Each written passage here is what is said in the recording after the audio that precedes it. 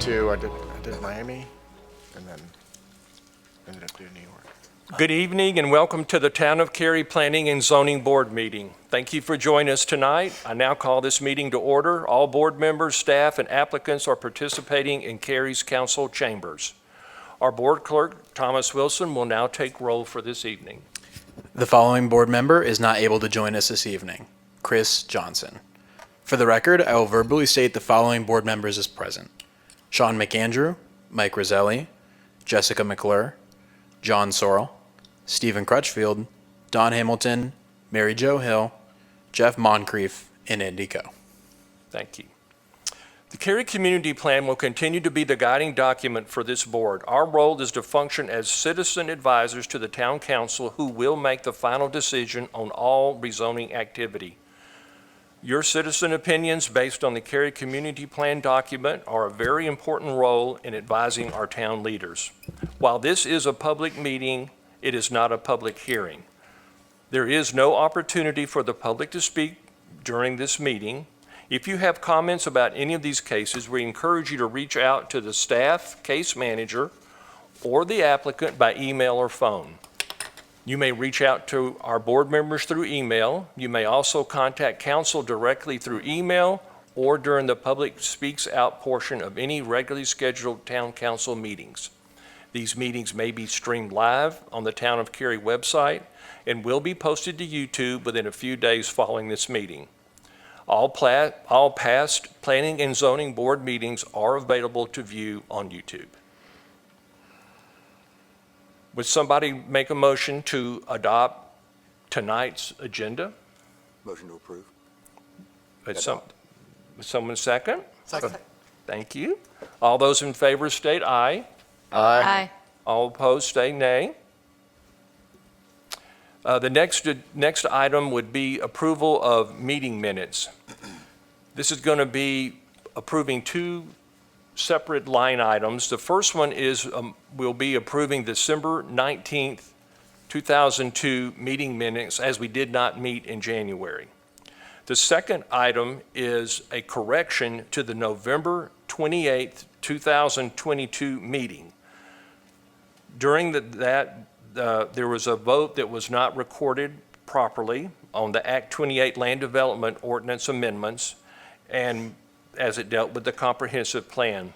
The vote was not unanimous. There was one voted opposed and 7 in favor, and this will correct that misrecording. So would someone make a motion to approve, and we're going to do this as one vote, the December 19th meeting minutes and the correction change for November 28th?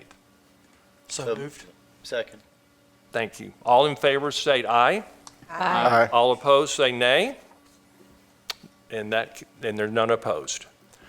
Okay, our first case on the agenda is 22 REZ 06 Green Level Church Road at Mills Farm rezoning. Aaron Puckett, senior planner, will share the staff's presentation. Following the presentation, the applicant will share their remarks.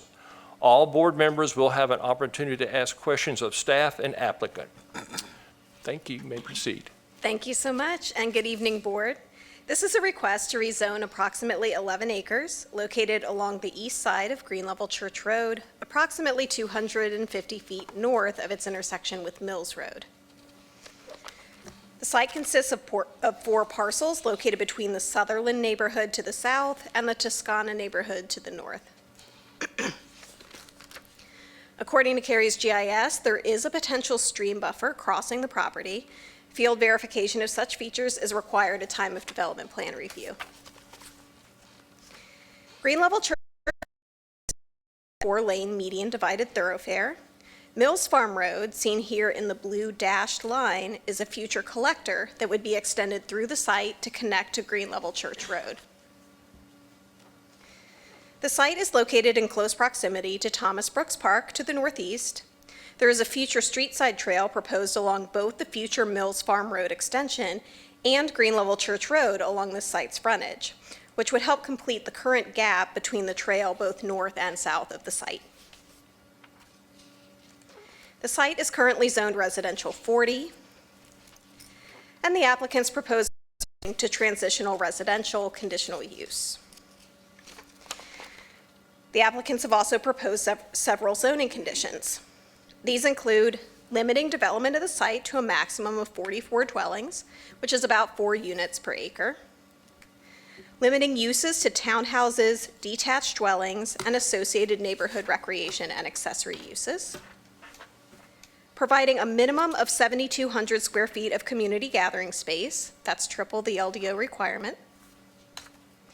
Providing a 60-foot wide average streetscape along Green Level Church Road, which may be averaged to no less than 50 feet in any location. This exceeds the LDO requirement by 10 feet. Providing an EV charging ready receptacle for each unit.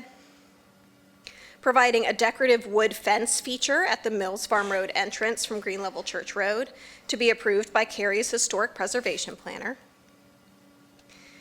Providing at least 5 additional understory or ornamental trees in proximity to the fence, which will be of a species native to North Carolina's rural areas. And committing to calculating lot size separately from any riparian buffers.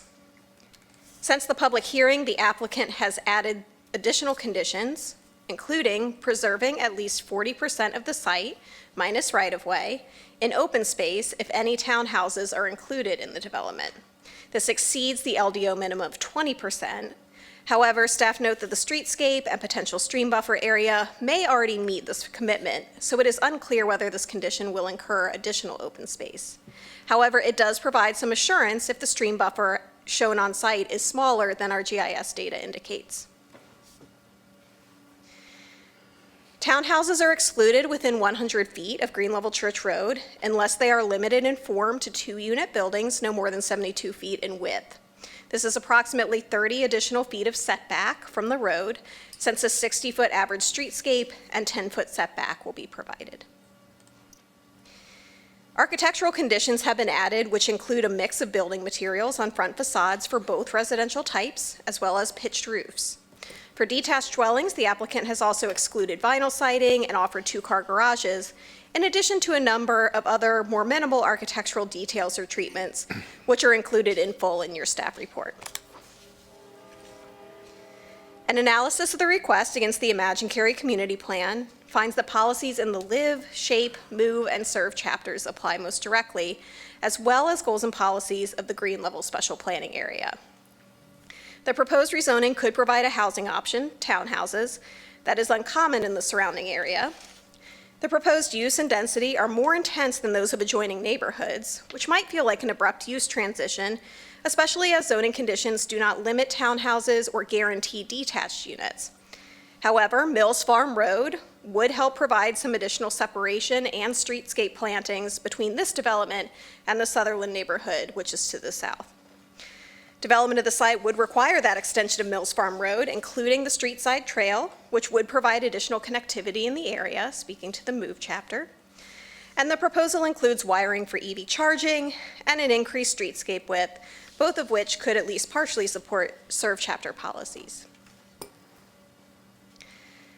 The site is located within the Green Level Special Planning Area in the neighborhood's east of Flat Branch sub-area, as shown on this map with a blue star. This area begins the gradual downward transition in density moving west from NC 540 towards the Chatham County line, and recommends that new development be shielded from view of thoroughfares and collectors, be of a clustered development pattern, use elements that harken back to the historic rural character of the area, locate townhouses and other smaller housing types in discrete pockets that are screened from view, and limit the aggregate density of the subdistrict to 3 units per acre. General policies of the special planning area regarding overall density transitions and open space preservation also apply. This site does offer a slightly increased thoroughfare buffer of 60 feet, as mentioned previously, compared to the LDO requirement of 50.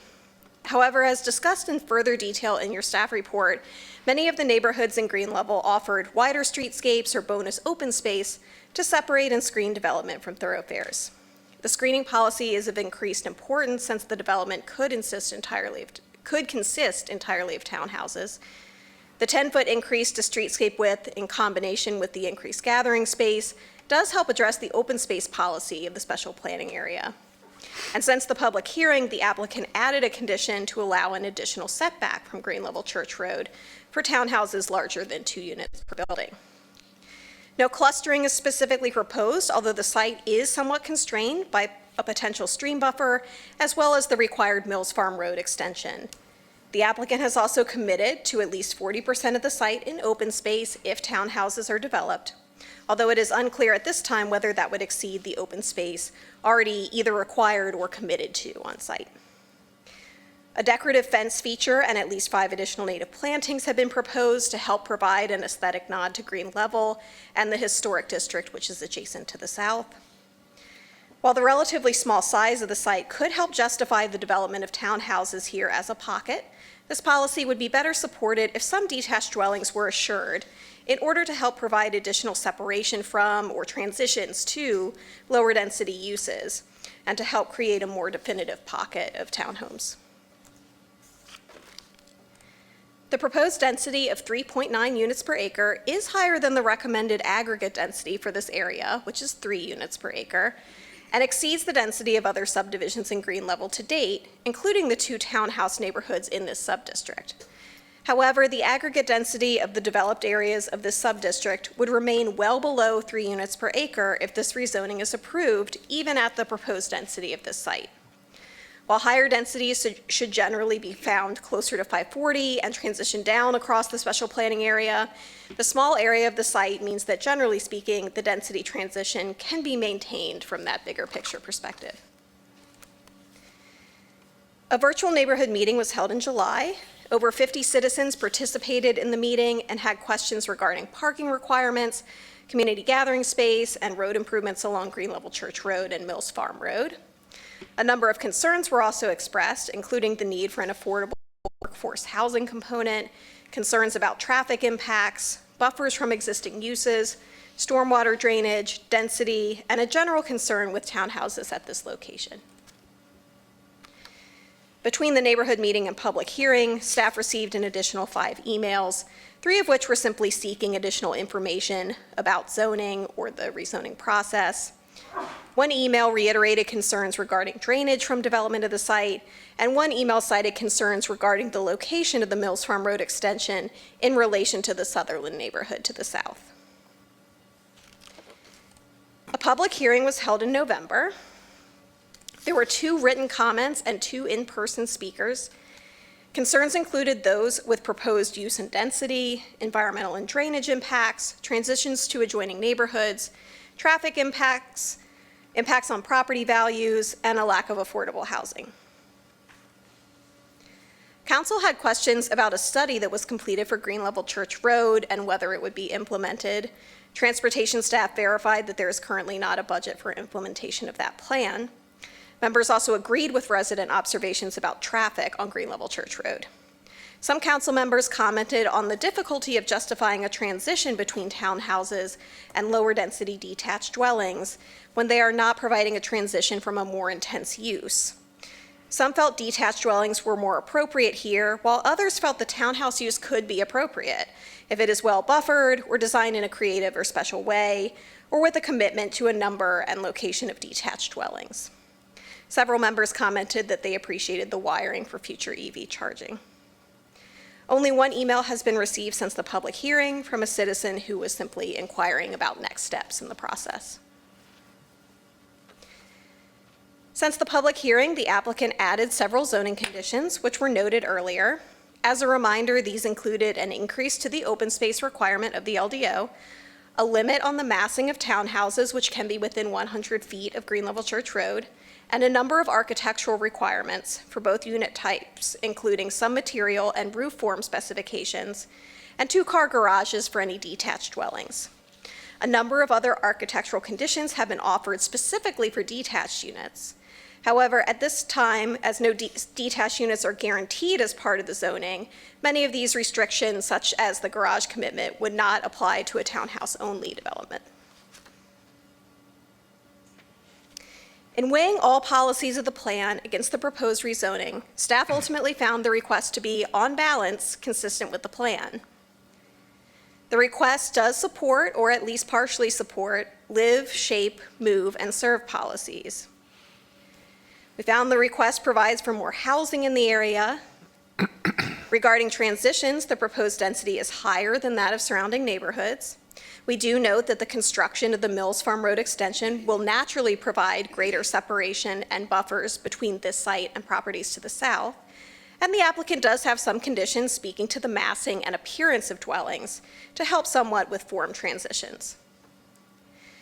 Construction of Mills Farm Road, including the planned street side trail, is required and would support connectivity goals. Pre-wiring for electric vehicles and an increased streetscape and gathering area help speak to serve policies. Regarding the green level special planning area, the regulatory and voluntary open space on the site, along with the decorative fence entry feature, speak to respecting heritage and open space of the area. As noted previously, the maximum gross site density proposed is higher than the aggregate maximum density recommended for neighborhoods east of Flat Branch. However, the small acreage of this site means that the density will not substantially increase the overall density of the sub-area. The small site and the site constraints, along with a slightly increased streetscape, might help justify the development as a pocket of townhouses if the site is indeed developed for that housing type. However, staff also noted that the assurance of some detached dwellings or a limitation on the number of townhouses could better speak to these policies regarding screening townhouses, transitioning to lower density neighborhoods which surround the site, and would speak more specifically to the townhouse component as a discrete pocket. Ultimately, staff determined that even with these reservations, the request appeared to be more consistent with the special planning area than not.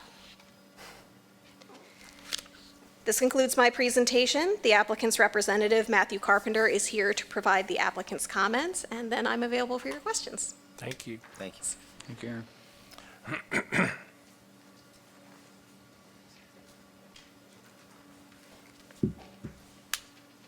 Good evening, Chair Crutchfield and members of the board. I'm Matthew Carpenter with Parker Poe, 301 Fayetteville Street, here tonight on behalf of the property owners, several of whom are with me, Dr. Yin and Miss Winnie Liao. And Dr. Yin and Miss Liao have been Cary residents for over 30 years and raised their children here, and their children are now here. And so they're excited to keep being Cary residents, but are ready to move on to the next stage of their life and part with the property that's subject to the rezoning. And so to that end, we're asking for a rezoning from R40 to a transitional residential with conditions.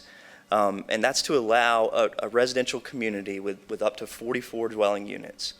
And as Aaron explained, we don't have a mix of housing types yet. We want it to be open-ended to allow for a mix of single-family and or townhomes. And the overall goal is really to add what some people have referred to as gentle density in this location. So you've really got a lot of built-out subdivisions in the area, and we think it's a great opportunity here to add some more housing to the town's housing supply. And so with that context, I'll go over some of the policies that we're consistent with and also why we think it's in the best interest of the town. And so first, the rezoning will help create a mix of housing types on an infill site. And it sounds kind of odd here because it's in green level to think of an infill site, but it really is, because to the north we've got Toscana, and then to the south we've got the Sutherland neighborhood, which both have been built out for several years. And one of the community plan policies is to locate growth in areas on infill sites that are already well connected and have sufficient infrastructure. And we think this offers that opportunity. And then second, the request is also consistent with several policies of the Green Level SPA. And the first of those is that new development should be shielded from view from thoroughfares and collectors. And so we've added our 60-foot streetscape condition there to specifically speak to that requirement, with the overall goal of there being kind of a continuous wooded streetscape along Green Level Church Road. And that's consistent with other cases in the area. And when comparing our buffer to those cases, I do think it's important to acknowledge that when many of those sites were built out and buffered, was before the Green Level Church Road, the new section that's been developed there, which will be a 4-lane right-of-way. So when our buffer comes in, it'll be platted with the right-of-way being dedicated for that 4-lane street section, so it'll be on the inside of that right-of-way. And so when the road is ultimately improved, some of those buffers that are existing out there now will be reduced to build the new lanes.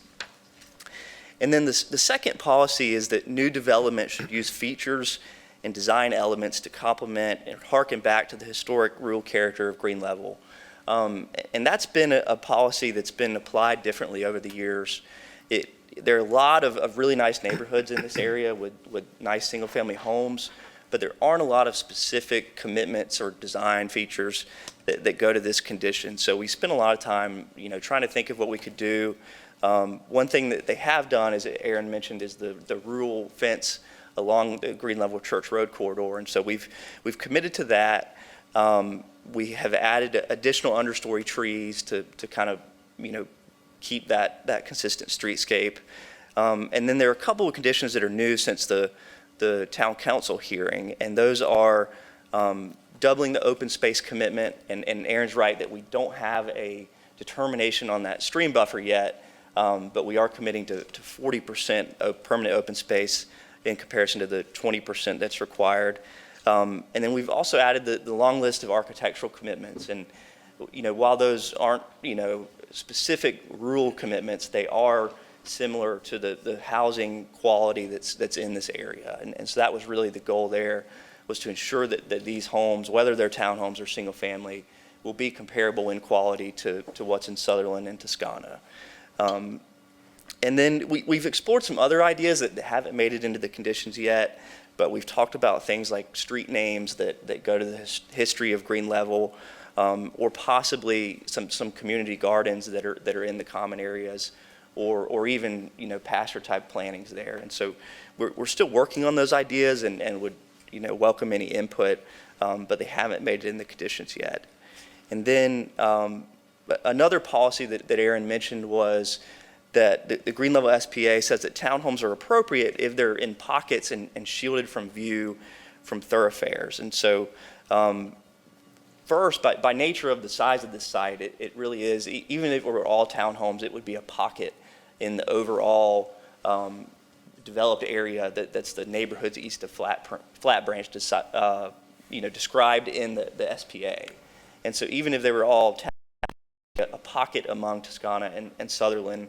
And then we've also added a condition to limit the size and scale of townhomes that are located within 100 feet of Green Level Church Road. And the thinking there was that if townhomes are built in eyesight from the road, then they should look like single-family homes. And what we're seeing in other areas of Wake County are people who have been creative and have built 2-unit townhome buildings that look like single-family homes but have 2 units. And so that's what we've tried to offer here by limiting the size, the maximum width to 72 feet of those townhome buildings within 100 feet. And then finally, the aggregate density in the area should not exceed about 3 dwelling units per acre. And I think it's important to remember that the SPA here specifically talks about aggregate density, which requires some careful calculations to determine what's out there and what could be out there. And so we're grateful that staff has done those. And what those show that even though we're asking for 4 units an acre, even if we built 44 units, the aggregate density would still be below what's recommended by the policy. And then finally, I just wanted to touch on the buffers on the site. We haven't offered additional buffer conditions, but if you look at the site, you can see that it'll be buffered by, number one, the buffer requirements of the LDO, which generally are 20 feet along the northern and southern property line. And then you can see that a lot of our shared property line to the north and south is with the Toscana and Sutherland common area. So those are areas that are preserved already and owned by the HOAs.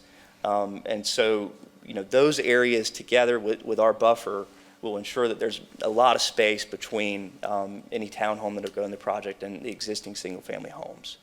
And then you also have the Mills Farm Road extension, which will come up and kind of hug the southern property line, which will also be a buffer there to the folks in Sutherland, because the road's not exactly on the property line, so there'll be some planted area in between the road and their backyards that's more than a buffer that we would commit to.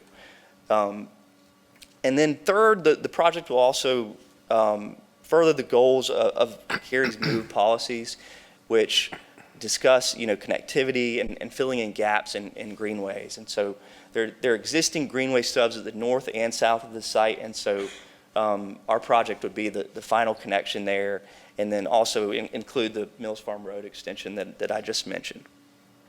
So in summary, we feel like this is a great opportunity to add housing in a way that's respectful of the area and is well buffered from adjacent sites, and we respectfully ask that you recommend approval. Thank you. Thank you.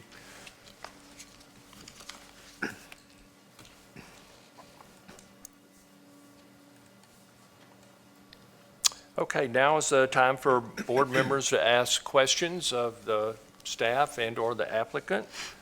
And we will start with, Andy, we'll pick on you. Okay. Thank you. Thank you for the presentation. With the expansion of the main road that's right there to go to 4 lanes, does anyone have an idea of when that will take place or is supposed to? Well, this site would, just like any site that's developed, they would have to give half of the ultimate cross-section that's in the Cary Community Plan. But in terms of that Green Level Church Road study that was done for Right. the entire corridor, we do not have timing on that yet. That was a Okay. plan that was completed, but that does not yet have funding. Okay. So there's no telling, it could be, I'm going to turn to my transportation colleague just to confirm. correct? Yeah. Yeah, okay. That's helpful. I guess my main questions are just around the density. I understand that the want to have it open-ended, but I guess that's where I keep coming back to. It seems like it's significantly higher than the local area, and understand how aggregate can help bring down the average. But as it stands, it will be nearly 4 units per acre, which the average is like 1.2 to 2.7. Yes. And so, would there be a potential to, as part of the conditions, to limit the density rather than having it open-ended? Maybe that's a question for you.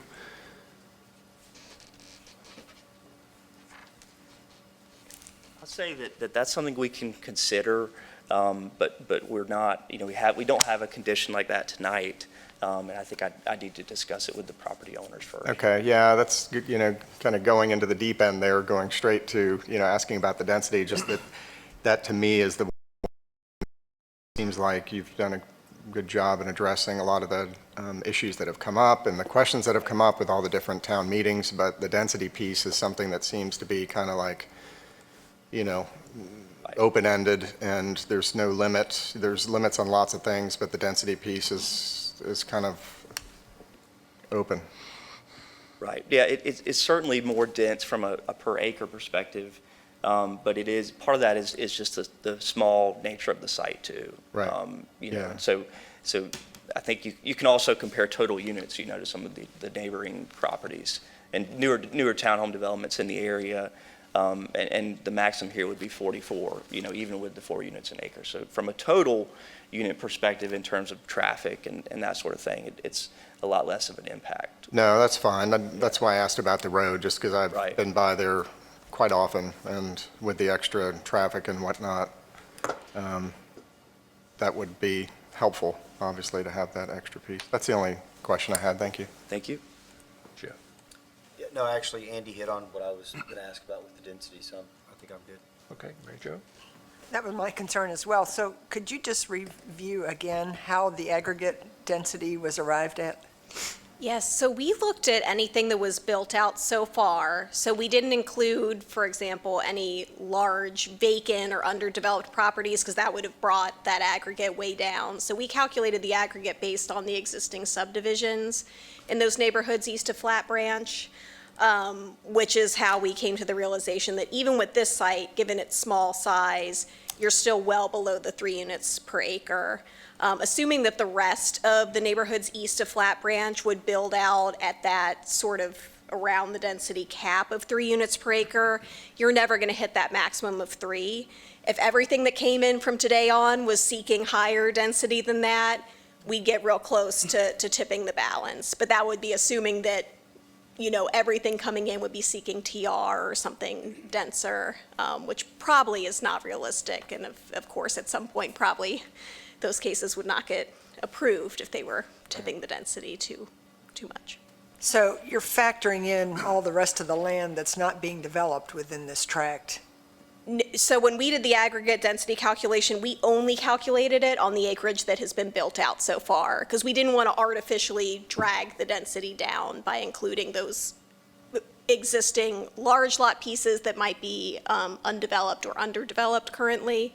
So we only included in our current aggregate calculation the land that's been actually built out today. Understood.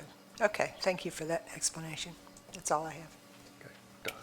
I appreciate you hitting on the aggregate, because I don't recognize that term being used in past cases, at least not recently. I'm assuming that we didn't reach the necessary number for a traffic study? That's correct. So 44 townhouses or detached units, neither of those would trigger the need for a traffic study. And if it was townhomes, how high, I hear a lot about width, but I haven't heard height. How high would a townhome be? It would be the same as detached units, which would be limited to 35 feet in the TR district. And the buffers would be how high? So the buffers do change a little bit depending on if it's detached or townhomes, and I've got that here. So the north would vary. You can kind of see on this map, there is common area between this site and the lots to the north, which means that they've provided their half of the buffer. So that would range from their half, this development's half would be a 15-foot type B if it's detached. If there's any townhomes included, it would be a 20-foot type A. The east could range from a 20-foot to a 40-foot, depending on the ultimate use, because I believe that large site that's just east of the development, I believe, is an existing single-family lot, so they might be on the hook for the full 40 feet there. The south similarly would be between a 30 and a 40-foot type A, depending on whether they do detached or townhomes. And then, of course, you've got the 60-foot streetscape to the west that they've committed to. So there is a little bit of a range there, depending on whether common area was included in the adjoining neighborhoods and whether detached or townhomes are ultimately developed. So if my math's correct, there could be chances where there's 15 feet of townhome showing above the buffer if it's stayed at the 20-foot minimum. I want to make sure I'm following the question, so A townhome could go as high as 35, yes. and if they went with the minimum height of a buffer, 20, Oh, I'm sorry. So I'm giving you the buffer width, so I may not have understood the question. So the buffer height, it really depends on what's out there. They are required to preserve existing vegetation within reason. Obviously, where the Mills Farm Road extension is coming through, for example, we know there's going to be clearing in the buffers, or where they do road improvements along green level. So there could be existing vegetation out there that's mature and could be even taller than the units. If there are buffers that they have to replant, those could be replanted as short as 8 feet to start, and then they would grow up.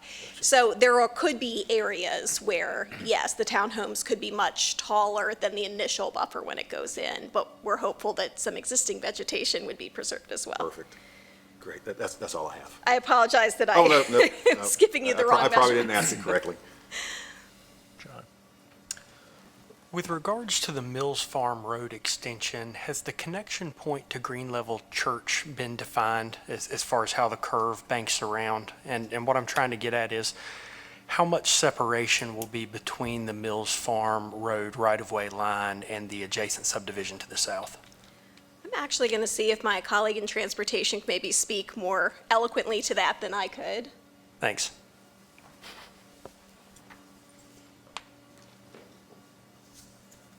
Hi, good evening. Pritham Khanna in Transportation. The curvature of Mills Road Mills Farm Road is going to be determined at development plan. There is already right-of-way, so we're probably going to be closely following the right-of-way.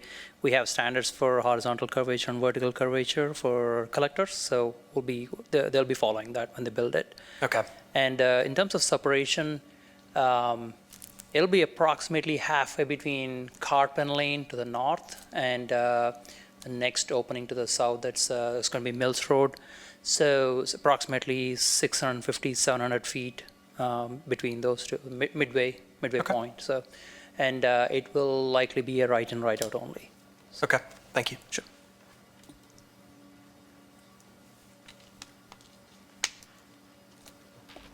Anything else? That's it for me. Thank you. Jessica?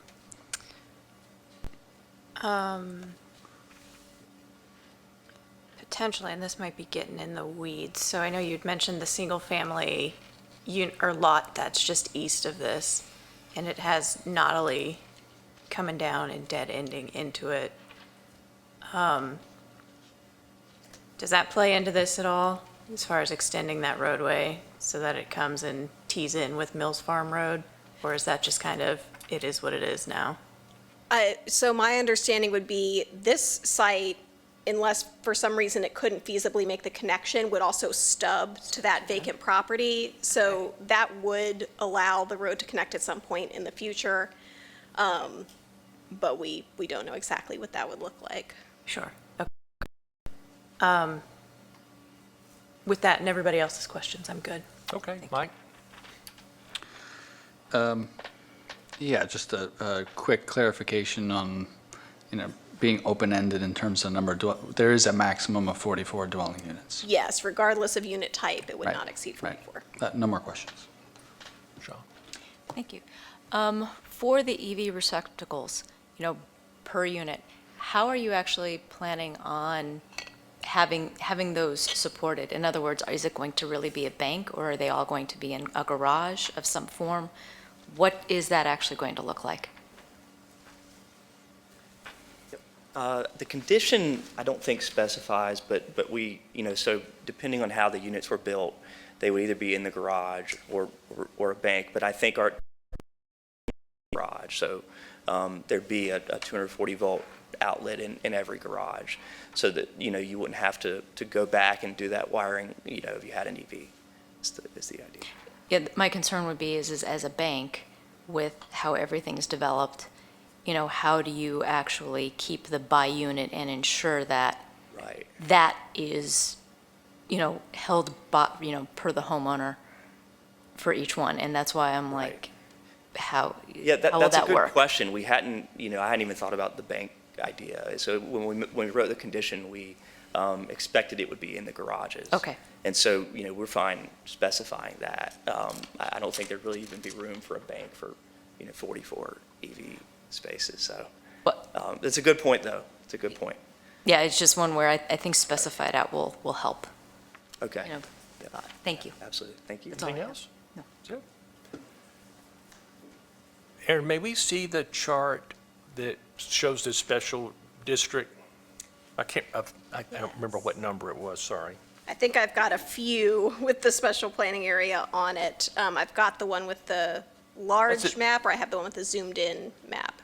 I think this would be fine. Okay. So in this area today, are there any other townhomes anywhere in this special district as it exists today? There are. So actually, within the areas east of Flat Branch, which is what's in kind of the orangey beige color on this map, there are two other small townhome developments, both a Could you- little bit smaller than this site. Could you show us? Do you know Let me where see if I can find them Could off you- the top of my head. I know, I'm sorry. I actually couldn't find them, but I knew you would know. So one of them, I believe, is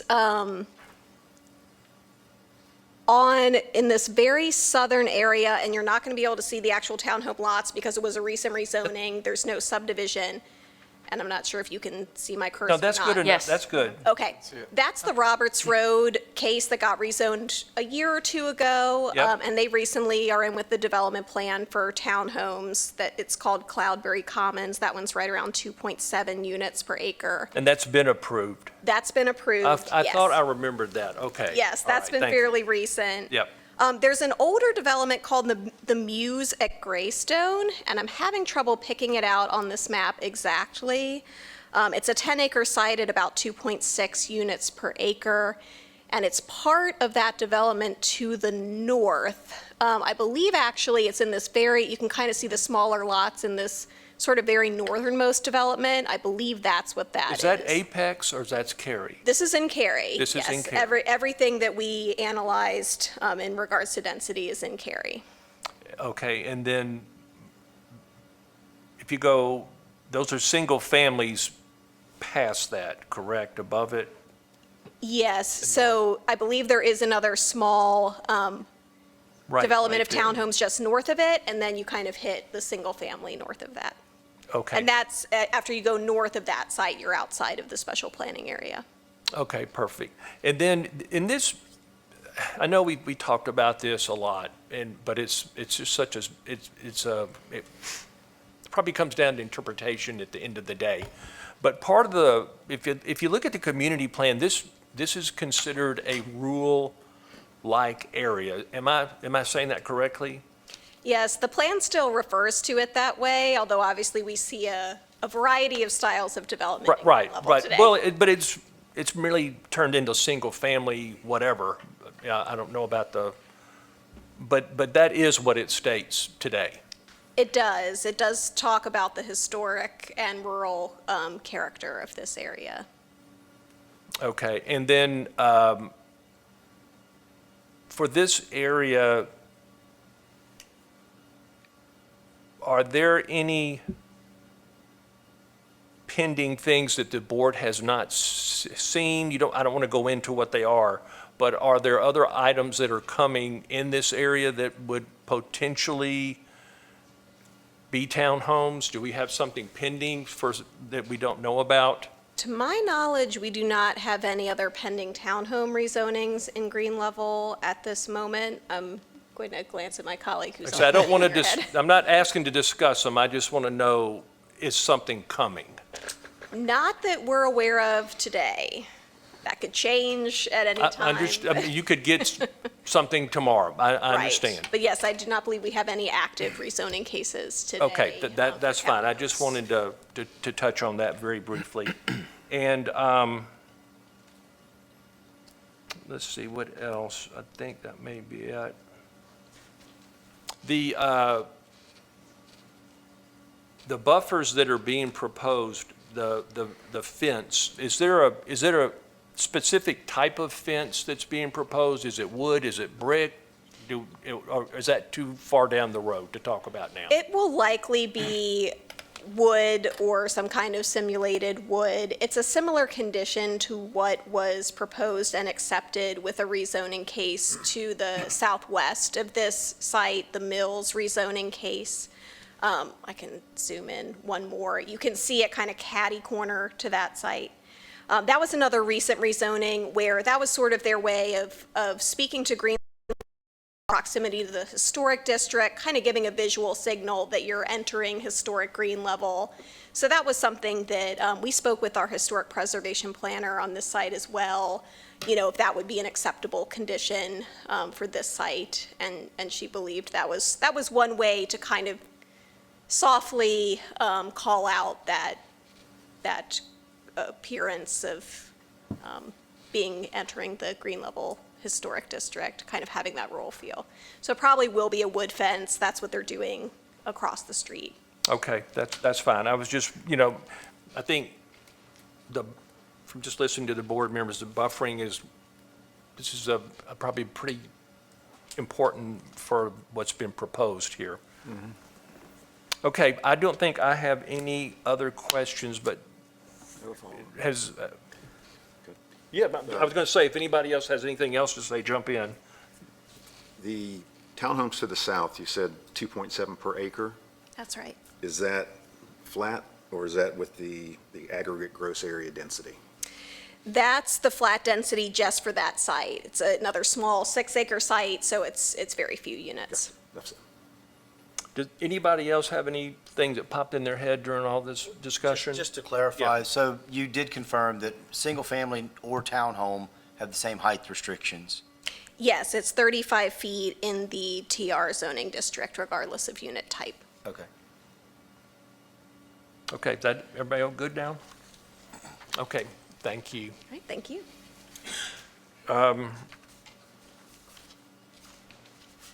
At this time, would someone like to make a motion for 22 REZ 26? 06, I'm sorry. I think the words are in front of us. Well, everyone's super quiet, so I'll go out on a limb. I will make a motion to find not consistent with the comprehensive plan. Move that the board find case number 22 REZ 06 not consistent with the comprehensive plan and all other applicable plans for the reasons set forth in the staff report, presentation, and discussion by the Planning and Zoning Board. For me, there's a couple things that stood out. Before you do that, would someone Oh, go, sorry. like to second? I'll second it. All right. Okay, sorry. Yeah, there were a couple things that stood out, mainly the density piece. It's significantly higher than areas around it. Obviously, with the aggregate, I think, but it lowers the number significantly to make it look better. But even specifically taking from the report, there was a comment there I wrote down that there's no assurance that there will be a transition to low-density neighbors, which I think is a problem, especially considering, I think, the historical nature and the neighborhoods that are around there. And another comment I think that was made earlier, something to the effect of it's more consistent with the Cary Town Plan than not. So there's definitely some things there that are not, and I think to me personally, it was just enough to, I think if you were to come back with having those boxes checked or those limits in place where it's not open-ended, I think it would be more favorable to me personally, but as it stands now, does not cross the bar. Okay, thanks, Don. Thank you. Oof, I'm closer to saying yes than I was before the presentation, but like it's been said, the density is just what hits me. It's specifically written east of Flat Branch. It needs to be a downward transition in density. The aggregate gross, I don't know, to me, that's just, I didn't find that anywhere in the Cary Community Plan to really pin it down. It may be in there and I missed it. And then I know it's intentionally vague, but the historical rural character of the area, and I know it's kept vague for a reason from listening to council, but it just doesn't hit it for me with the way it is now. Okay, Jeff, comments? You know, I actually am not Oh, certain. I'm sorry, before you Sure. do that. If anyone feels they won't vote for it to be not consistent and you wish to state your reasons why, you can do it as we're having this discussion or not. Go ahead, sorry. Which is actually where I was headed. I'm not certain that I was kind of on the fence as well, and I think when Andy spoke and said it's more likely to fit the plan, there are a lot of conditions that you guys have offered that I feel personally, move this. I think it's very forward thinking. You've got a small, lot, and you can only do so much with it. But, what you're looking at is you're juxtaposed against things from the 1700s, and there's this stark transition from one to the other. But over time, that's where we're going. And so it's a matter of, are you ahead of the curve, or are you not ahead of the curve? When you look at move and the connectivity that you have, and you look at shape, preserving the character is something that maybe you could offer some additional conditions, and preserving architecturally, you say you want to be consistent with the neighborhood around it. Is there a way to make it feel more that it has that colonial or whatever feel you want from this rural area out there? So, there's a limitation on how much this can increase the density by being limited to only 44 units. And the one thing that a lot of the neighbors spoke about in council previously, having lived in an area outside of Atlanta that was very rural and it got developed very quickly, traffic becomes a concern very rapidly. Maybe, even though it's not required, some kind of a traffic study or something to anticipating, what the conditions are, could be helpful when council's looking at ultimately their concerns on that. But, so with all that said, I'm not certain that I find it inconsistent with the plan, and I'm still kind of hearing what everyone has to say. That's fine. Anything else? That's it. Mary Jo? I'm kind of on the fence myself. The density issue continues to be kind of a struggle, and recognizing that there's limits just by the sheer size of the plot that you have to live within in order to make it cost-effective. But, yeah, I'm not sure which way I'm going to go, to be honest with you. I'm still That's kind of fine. pondering. Okay, all right. John, any comments? Yeah, originally I came into this a little bit more pessimistic than I am now, and my two main concerns had been the aggregate density and where that was, but if we're looking for an overall of 3 across the area, especially in small pockets where there's a low total number of units, it makes sense that townhomes could be supported in higher densities without getting out of whack with the plan. My second concern had been separation to the neighborhood to the south and how that was going to be accomplished and maintain those types of buffers. And with what I understand from the applicant, with the curvature of Mills Farm Road that comes around, it'll provide similar separation to what's there. And so at this point, I'm relatively well in favor because those two main concerns make this a small pocket that can be supported. If this was a field of 400 or 500 townhomes in a massive format, no, absolutely not in support. It drive the numbers different, and it wouldn't meet that small pocket definition. But overall, I believe I support it now. Okay. Jessica, any thoughts? I think I'm kind of in line with everybody, a little on the fence with this one for all the reasons that were stated before. I do think I'm probably leaning more towards finding it consistent for the pocket reason, and, you can only do so much with it. And, I can definitely appreciate, as Jeff said, you're coming in against some really rural, growth, and how do you manage that? So still pondering a little bit. Okay, that's fine. Any thoughts, Mike? I actually appreciate the density. There are so many constraints on developments today with environmental factors, transportation factors, that sometimes you trying to need to get it where you can get it. And with the adjacent developments being so much lower than what the plan calls for this area, you necessarily need some of them to be higher to average out. And if it's possible on this plot with the conditions they proposed, while still meeting the live, move, and shape policies as staff found, I'm in favor of calling it consistent. Comments?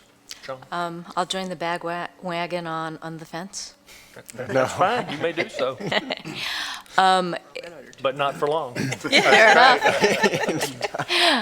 Windows closed. The density and truly the traffic, traveling that area almost every day, adding such a high density even right there, especially since we don't know how long it will be until that thoroughfare is built.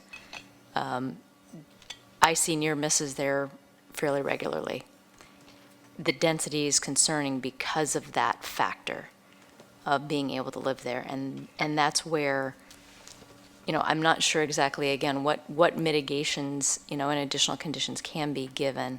But that is why I'm leaning more towards the non-consistent is right there, especially it's right at the top of the historic district, and making sure we keep that consistency, because it is right there. It is a small pocket, but it's right at the top of that historic district. So what does that transition really look like? So, thank you. Thank you. Do we have time for one follow-up question? Or we gone past questions For, for Aaron? yes. Yes, you can add. Okay. I'm sorry. I realized it was two, and so yes.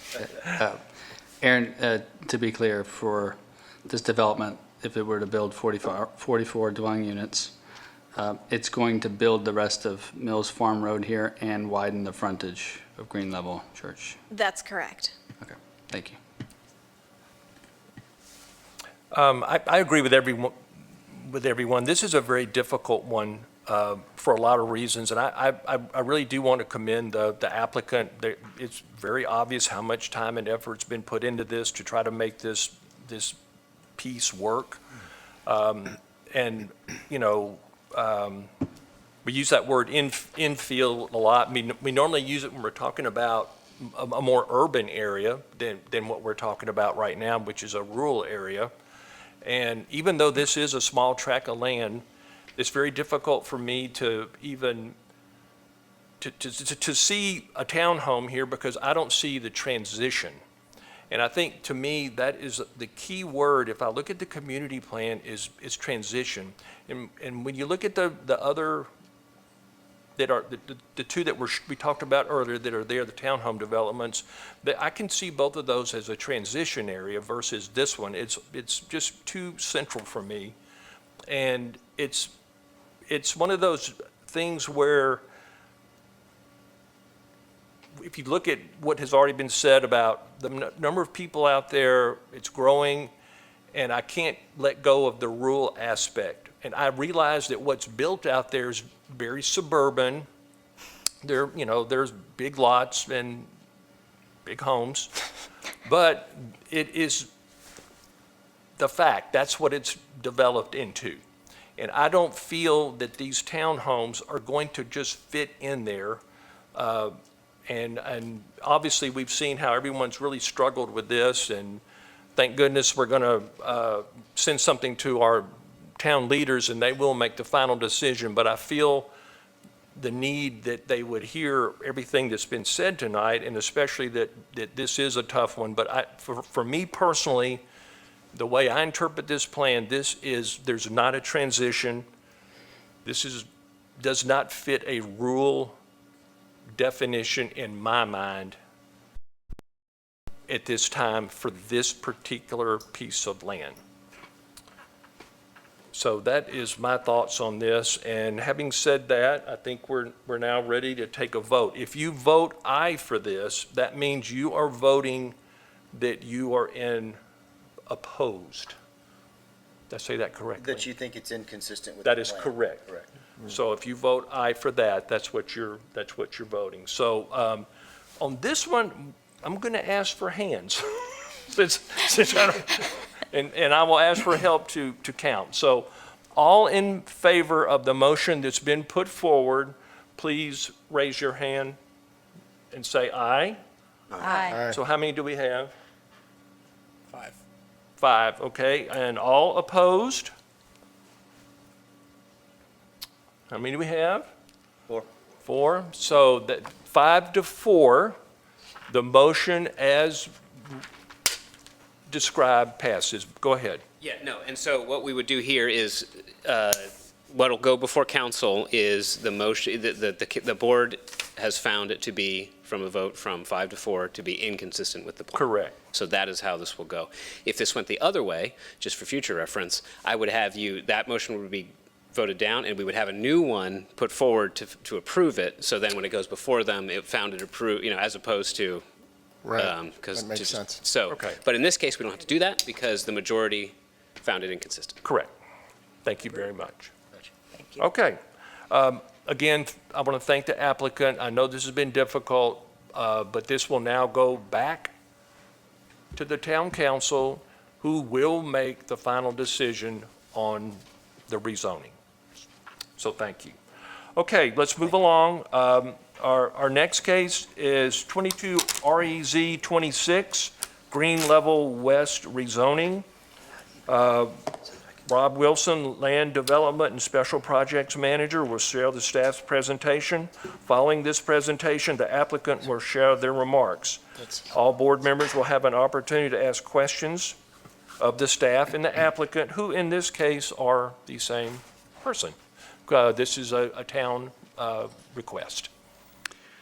Yes, good evening, Board.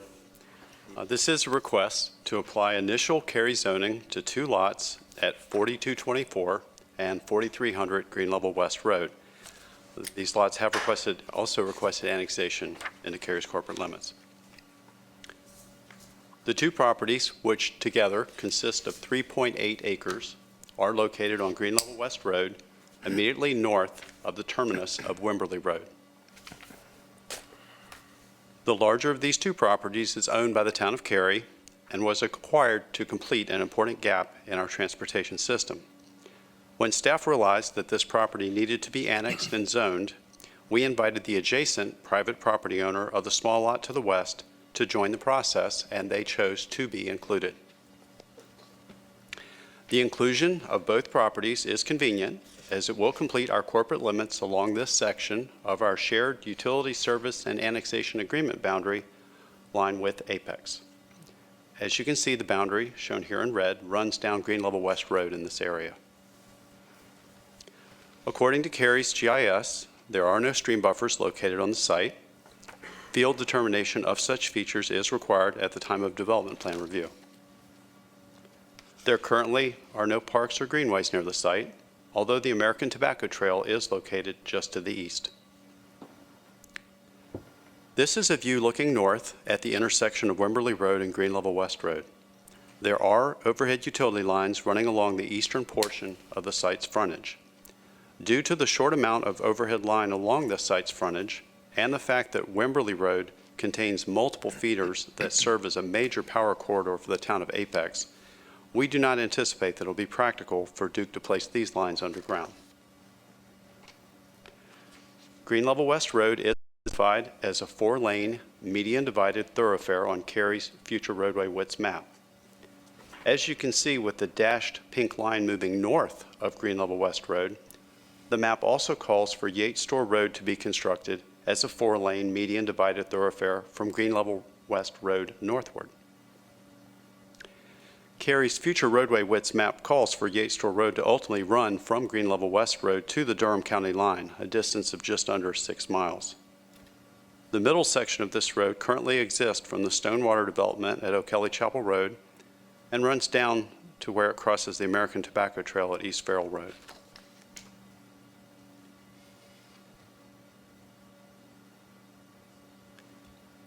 As far as the southern portion of Yates Store Road, in January of 2019, the council approved a rezoning for approximately 79 acres located immediately north of tonight's proposed rezoning area. This site, outlined here in yellow, is currently in development plan review and nearing construction. As part of their plans, the developer is proposing to construct both the portion of Yates Store Road that bisects their site, as well as the missing segment on the town's property, by way of an infrastructure reimbursement agreement. The annexation and zoning of this 3.8-acre site will permit this activity to proceed. The site is currently in Wake County's jurisdiction and is zoned residential 40 watershed.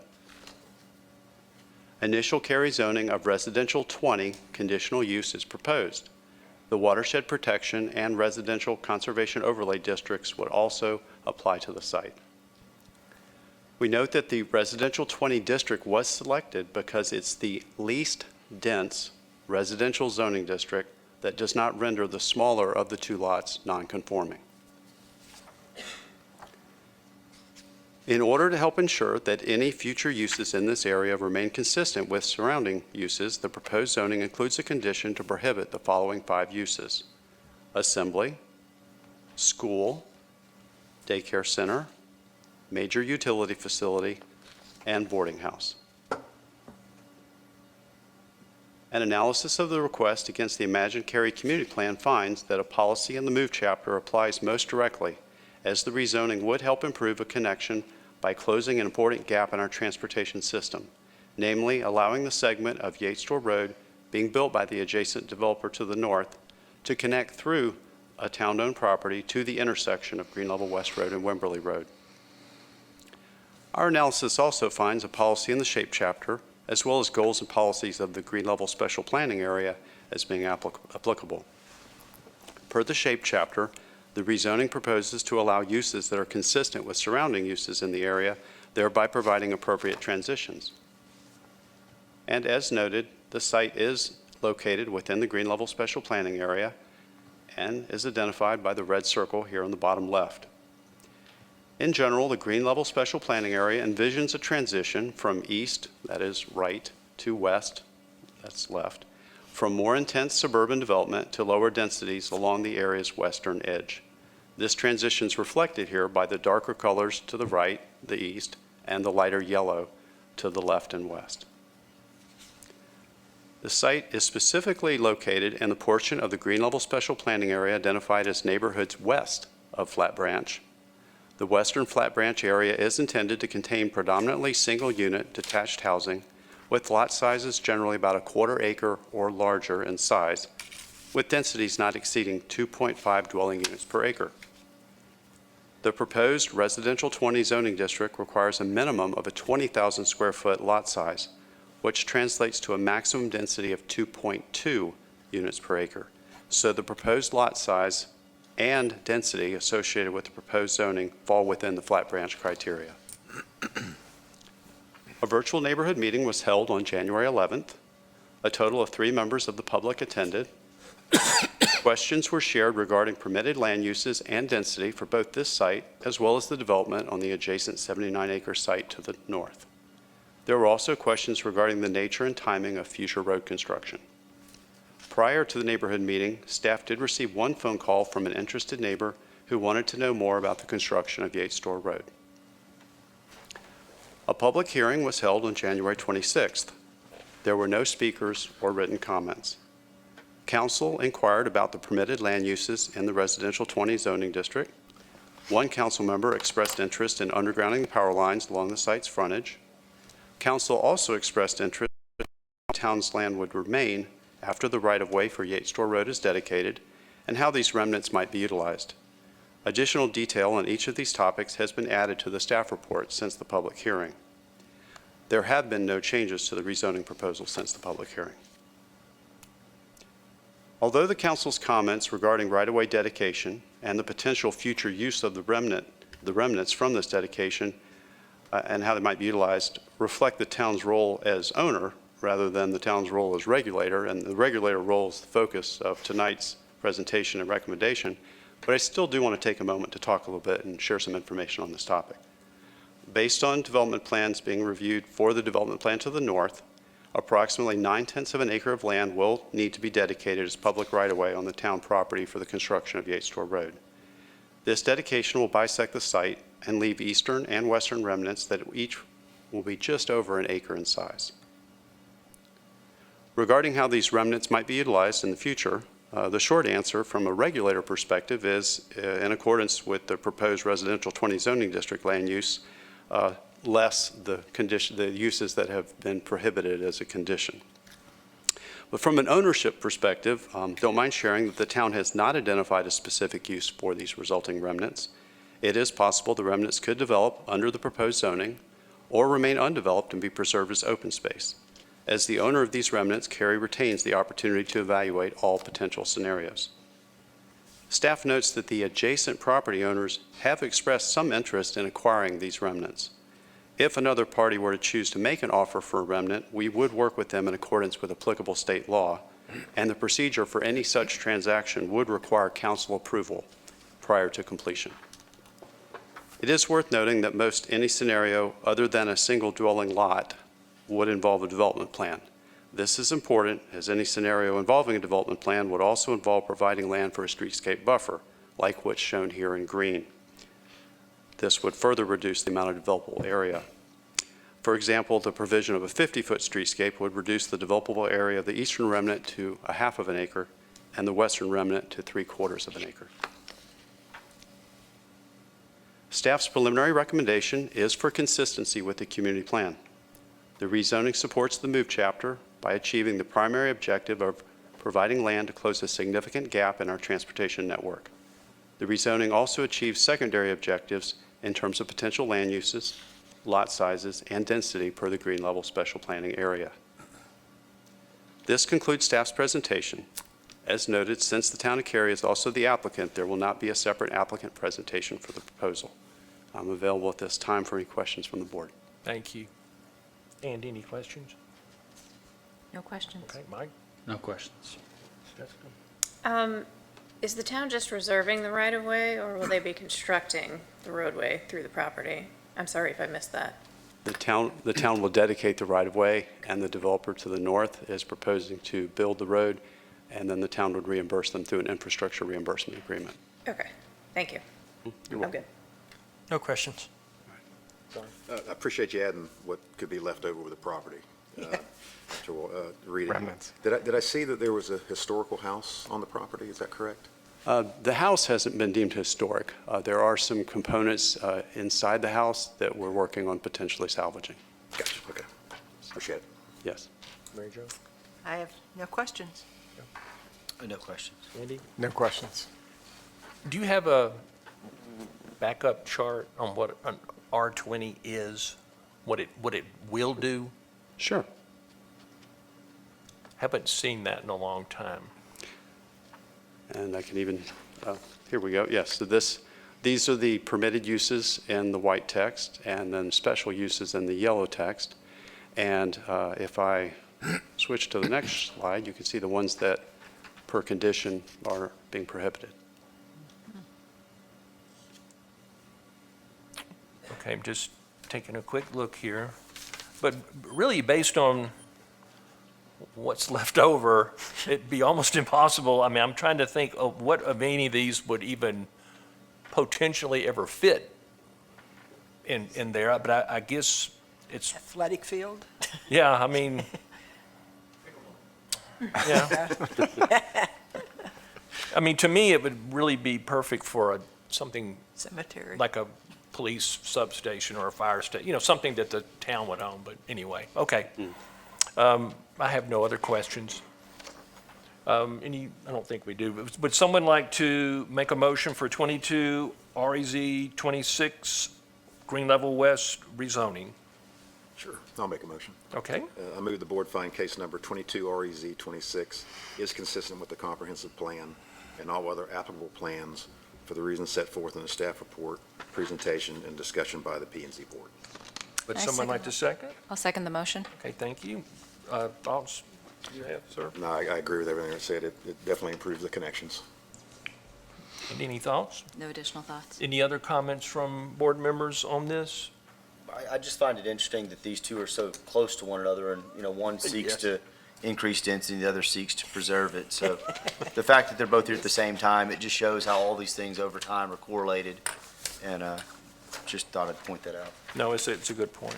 And the fact that transitions were a main focus as well. Any other comments? All right, having said that, we now take a vote. All in favor, say aye. Aye. All opposed, nay. Having said that, passed unanimously. Thank you, sir. Thank you. Okay, the last case on the agenda is Act 25 Land Development Ordinance Amendments. Lisa Booz, Stormwater Development Administrator, will share the staff's presentation. There will not be an applicant speaking on this case. All board members will have an opportunity to ask questions of the staff following the presentation. Thank you. Good to see you again. Good evening. Not too long ago, we discussed amendments that consolidated our environmental regulations into a single chapter and updated our flood ordinance to align with federal regulations. Those flood updates were focused on water quantity, or the amount of stormwater runoff. While the runoff and flood control regulations focus on larger storms and volumes of rain, the state's water quality requirements are actually associated with smaller, more frequently occurring storms, including the typical rain that we would experience 90% of the time here in Cary. This proposed Act 25 amendment for your consideration tonight will align Cary's water quality regulations with the state's recently updated Neuse River rules, as well as make updates to current processes and terminology. Cary's water quality regulations were initially adopted in 2001 and have been applied to all development since then. Their purpose is to protect water quality by limiting and regulating nutrient pollutants and stormwater runoff, and also require vegetated stream buffers to naturally filter pollutants and establish water quality requirements for new development. The proposed Act 25 updates not only reinforce Cary's ongoing commitment to improving and protecting water quality, but also reflect Cary's continued efforts to provide new and innovative approaches to managing stormwater. In 2020, the North Carolina Division of Environmental Quality adopted updates to their Neuse River Basin stormwater rules. The primary updates incorporate the state's most recent model ordinance language and definitions, as well as reflect currently accepted terminology and state agency references.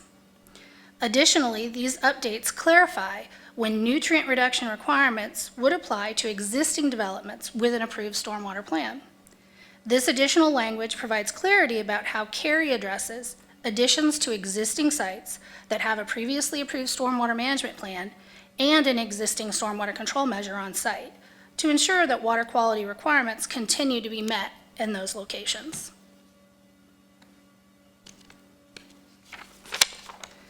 This amendment also introduces a new option for proposed development and redevelopment projects to achieve water quality compliance.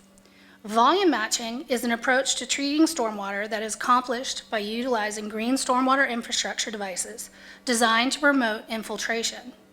Here you can see examples of different devices that we could start to see in Cary at locations where soil conditions are conducive to this approach.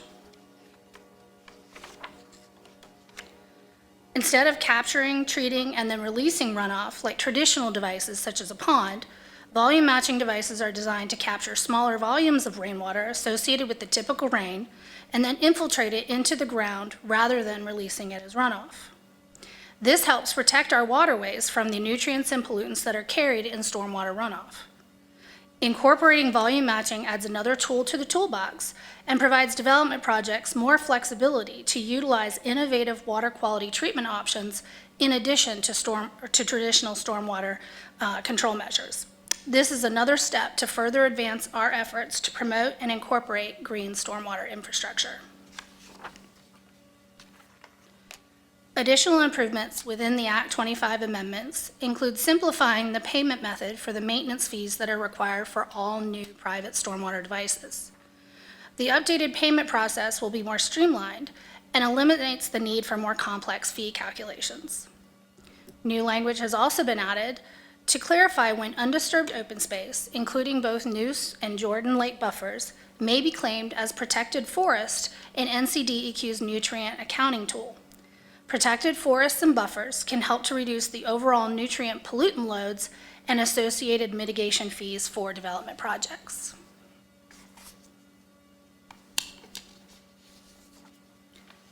Council held a public hearing for Act 25 at their January 26th meeting. No citizens spoke or submitted comments. A council member did ask whether incorporating the new volume matching option would reduce the number of traditional stormwater ponds. Staff explained that since volume matching or GSI devices are sized for smaller volumes of rain and depend on appropriate soil conditions, that traditional detention devices would still be needed to control runoff. The council member concluded that these devices would supplement but not replace traditional SCMs. There have been no changes to the amendment since the public hearing. The proposed Act 25 amendments directly implement Policy 3, encourage environmentally responsible stormwater management of the Imagine Cary Community Plan's SERVE chapter. Policy 3 includes the following statements of intent. Continue to meet or exceed NCDEQ rules for controlling nitrogen runoff in the Neuse River Basin, and the use of green stormwater infrastructure will be explored and implemented where effective. Staff believes these amendments are consistent with and necessary for carrying out the intent of the Imagine Cary Community Plan. This concludes staff's overview of the proposed Act 25 LDO amendments, and I'm happy to answer any questions you might have. Thank you.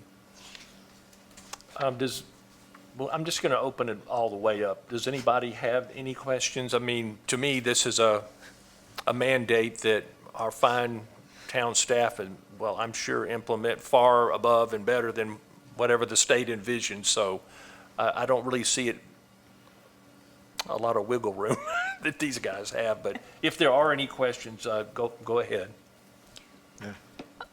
So I guess I'll ask, which is well beyond whether this gets approved or not, but the volume matching, even though it's, it's small in nature, is there going to be something passed along to the number of HOAs that are in the town, as a way, because they are supposed to maintain the impermeable amount, for it, but this would give homeowners and HOAs the ability to do more trade-offs, more trade-offs. And is there anything with this being assuming this is being implemented, and passed by us in the town, that it's going to be pushed back out, to the community so that they know that there's these new tools for infiltration? It certainly opens the door, especially for existing developments that want to do additions and add on to the site to incorporate these smaller control measures.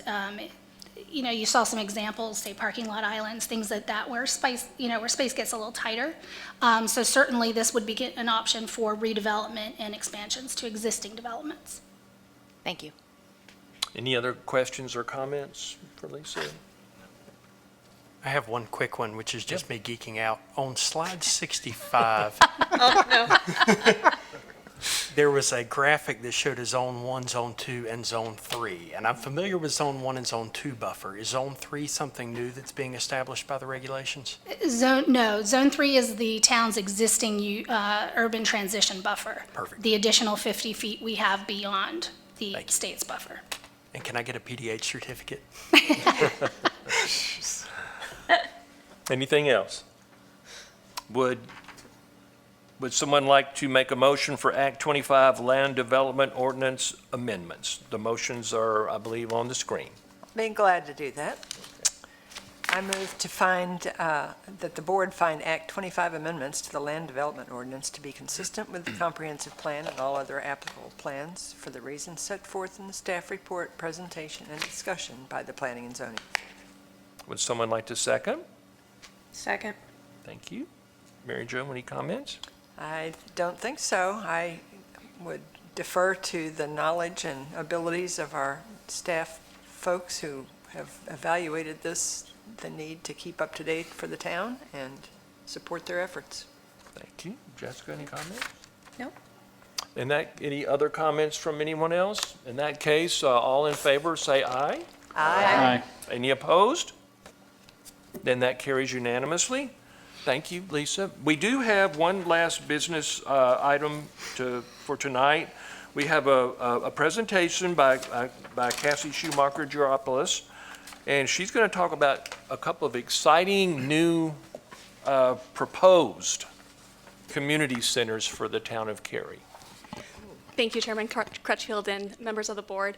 Again, my name is Cassie Shoemaker-Georgopoulos. I am a capital project director with the town of Cary, and then in my other free time, I also, manage development services and your sister board, the Zoning Board of Adjustment. So I'm happy to be before you tonight presenting on these projects. So again, tonight I'm here to provide an update on 2 community facilities currently being planned for Cary. As part of this planning process, we are making updates to all of Cary boards and commissions. And also, tonight you get a special preview on something to come, which I'll wrap up with updates on the Open Space Master Plan as well as the Parks, Recreation, and Cultural Resources Master Plan. So a question to ask ourselves is, why are we planning these facilities now?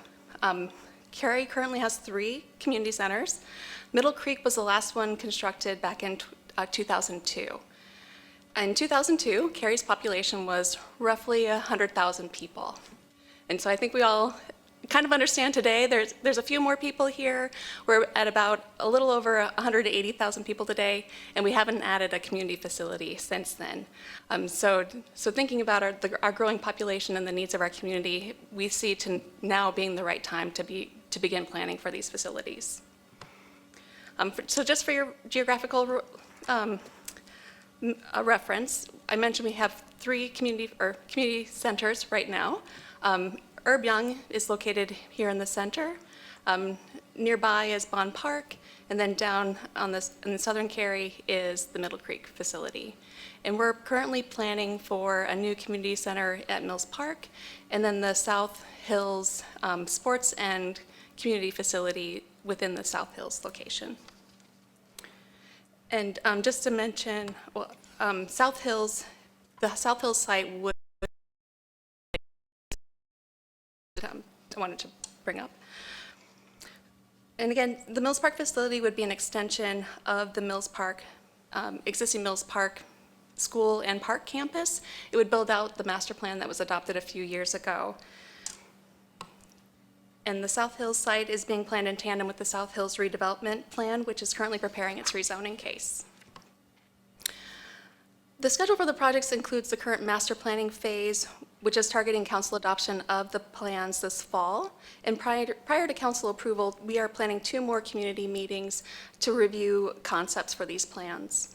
Once the master plan concepts are approved, we'll begin construction drawings, and construction is estimated to be completed by 2027. This is an image of the initial concept developed by the consultant for the South Hills project as part of their submittal to their request for qualifications. Cary is contracted with Populous and J. Davis for the development of the South Hills facility, and BRS and ADW for the Mills Park facility. To summarize these goals on your screen for both of the projects, our goal is to create modern community centers that incorporate innovative, sustainable development with iconic architecture that is integrated into the surrounding development and community. Programs for both these sites are going to differ a little bit. South Hills is planned to have a community center, a sports center with multiple courts to host tournaments, and also a 4,000-seat Hyperflex arena. And I'll show you an image of what I mean by Hyperflex arena in just a minute. Mills Park will be a community center with a police substation, and we're also considering the opportunity to possibly incorporate aquatics at the Mills Park location. And then this is a conceptual floor plan of the South Hills site that shows how those facilities might work together. So you see the arena next to the tournament courts and then the community center. And an exciting feature here is also, sorry, I ran today, so I got some phlegm coming up, so excuse me, that was really gross. But the green that surrounds all of this would be an indoor walking, running track as well. And so we're considering those as features that would be in both of the facilities.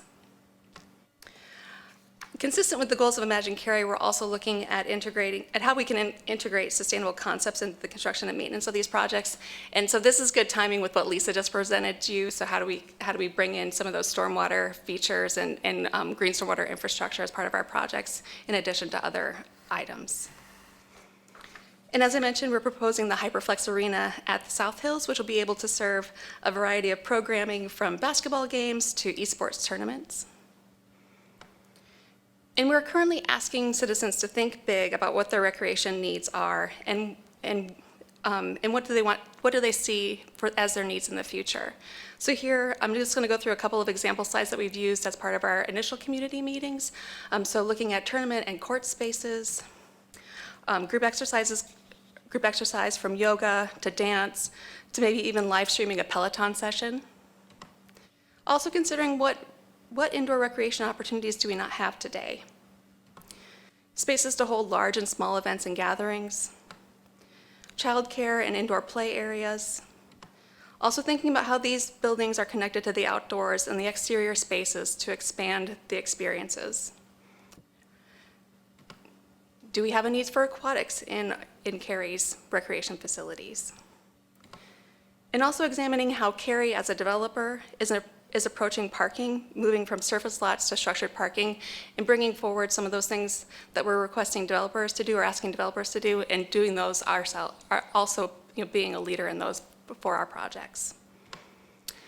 We're currently conducting a survey for the community centers, asking the citizens again what the recreational needs are.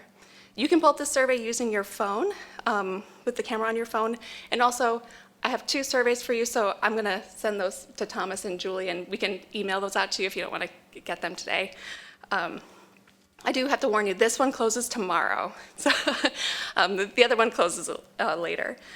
We've had over 3,700 responses to the community center survey so far, which in comparison to the downtown Cary Park is over double the number of responses, which I think is, we come out of the COVID area and how we have changed, participating virtually or online has really been a great way to engage our citizens. And then switching gears for a moment, we're in the beginning phases of creating a new open space plan and then updating the Parks and Recreation Master Plan, which will be also an update to the Imagine Cary Community Plan. We're currently seeking citizen input and gathering feedback and on their current and future needs for open space and recreation programming and facilities. And we're looking at this being possibly an 18-month process. In January, we completed a statistical survey, and we currently have a public survey open for anyone in the community to take. Top items that we're hearing from the statistical survey are requests for more trails and greenways, trailhead facilities, so thinking about parking as well as restrooms, parks within walking distance of people's homes, and then picnic areas as well as natural areas. And this survey is open until April 15th. And if you're interested in these projects and you want to stay engaged, these are ways that you can keep up with what's going on. So you're looking at the town's website. I tried to update it to our new website, but I couldn't get in there to change it. So now carync.gov. Also, you can reach out to 311, and they'll direct you to the right person, as well as following us on social media. So when you, for the more upcoming public events and public engagement opportunities, we'll be posting those to social media. And with that, I'd be happy to answer any questions you might have. Luckily, you don't have to take any action. Any questions? If so, No, that was a good presentation. thank you. Casey, Appreciate it. could you send that presentation out to us? Yeah, absolutely. That'd be great. Anything else? Good. Thank you so much. Thank you again for your time. As we go forward, I know this is a huge timeline, but I think we're all interested in what's going to happen at South Hills and how it'll affect the area, and I think the board would be a good sounding when you're ready. Again, I know it's a long timeline. Okay, thank you. Thank you. That's it for tonight's agenda. I really appreciate all the comments, and I know it took a long time for the first case, but it deserved it. Yes. It was very important, so I appreciate everybody's comments and input on that. And having said that, meeting adjourned. Thank you. Thank you. Thank you.